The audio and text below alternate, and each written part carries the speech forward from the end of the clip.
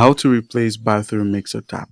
So you can start by getting all your tools and the new mixer tap ready. You're going to need a new mixer tap, an adjustable wrench or a basin wrench, as well as a plumber's tape, a bucket, and towel.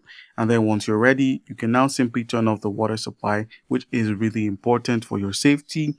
So turn off the hot and cold water supply valves under the sink and then open the tap to release the pressure.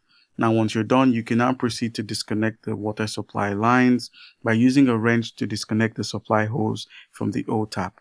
And then once you're done here, you can now simply remove the old mixer tap by loosening the mounting nuts underneath the sink and remove the old tap from above. Now, once you're done here, you can now proceed to clean the sink area by cleaning any old sealant or dirt before installing a new tap. And then once the new tap has been installed, just insert the tap into the sinkhole and secure it underneath the mounting hardware. It's easy to follow, and once you're done, you could just simply connect the water supply lines back by reconnecting the hot and cold water supply hoses and tightening them securely. And then once you're done here, just simply turn on the water to test it and then turn the water back off if you are still having issues. And that's it.